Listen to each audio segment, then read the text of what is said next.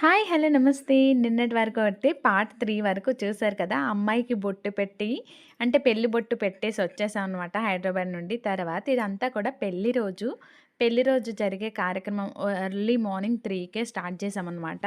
3కి స్టార్ట్ చేసి ఏం చేశామనేది మీకు చెప్తున్నాను పార్ట్ 4లో. ఆ రోజైతే 3కే లేచి చకచకా స్నానం చేసుకొని కోడి కుయ్యక ముందు ఎవరు లేవకముందు వెళ్ళి ఊరు బొట్టు పెట్టాలంట. అంటే ఊర్లో ముగ్గులు వేస్తూ ఊరంతా ముగ్గు వేస్తూ రావాలి అని చెప్పారు. దానికోసం అయితే ఇద్దరు వెళ్లారనమాట. ముగ్గులు వేసుకొని వచ్చారు. తర్వాత అయితే నేరేడు పూజించడం అని ఉంటుంది. ఇప్పుడు వీడియోలో అయితే కనిపిస్తుంది కదా! చేట, గంప, గొల్ల వీటి పేర్లనమాట. వీటితో తర్వాత పనుంది. అది కూడా వీడియోలో మీకు చూపిస్తాను ఏం చేస్తున్నారనేది. దేవుడికైతే ఫస్ట్ అలంకరించుకొని ఇలా పసుపుతో దేవుడికి కూడా బొట్లు పెడతారనమాట. అంటే మన చేతి వేళ్ళతో ఇలా పెడతారు. అదంతా అయిపోయాక ఇదంతా అయ్యేసరికి 6 గంటలయింది. 6 గంటలకైతే ఇప్పుడు చీర శతమానం తీసుకురావడానికి మా మామయ్య గారి ఇంటికెళ్తున్నామనమాట. ఒకరు కాదు, ఇద్దరు కాదు. ఓ 40, 30 మంది వరకు బయలుదేరాం.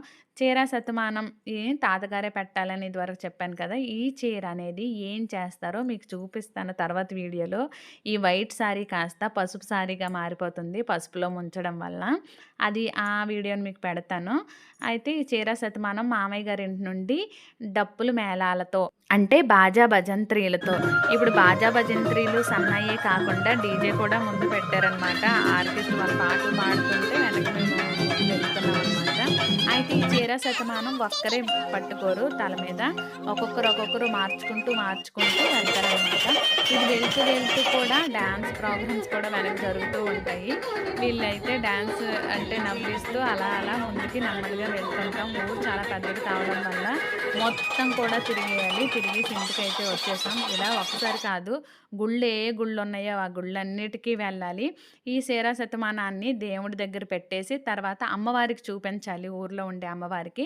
అమ్మవారి గుళ్ళు ఇంకా అన్నిటికి చూపిస్తారు. చూపించి దాన్ని మనం ఉపయోగిస్తాం అనమాట. ఇలా గుడికైతే వెళ్తున్నాము అమ్మవారి గుడికి. ఈ గుడి తర్వాత అయితే రామాలయానికి వెళ్ళాము. అలాగే రంగనాథ స్వామి టెంపుల్‌కి. అది మాత్రం ప్రత్యేకంగా ఒక వీడియో పెడతాను. ఎందుకంటే చాలా ఫేమస్ ఆ టెంపుల్. చాలా బావుంటుంది కూడా. అమ్మవారి దర్శనం అయితే చాలా చక్కగా అయిపోయింది. అయిపోయాక దీని తర్వాత కొట్నం దంచడం అనే వీడియోని నెక్స్ట్ పార్ట్ 5లో అంతసేపట్లో మీరు సబ్స్క్రైబ్ అయితే చేసుకోండి. అలాగే ఒక లైక్ చేయండి.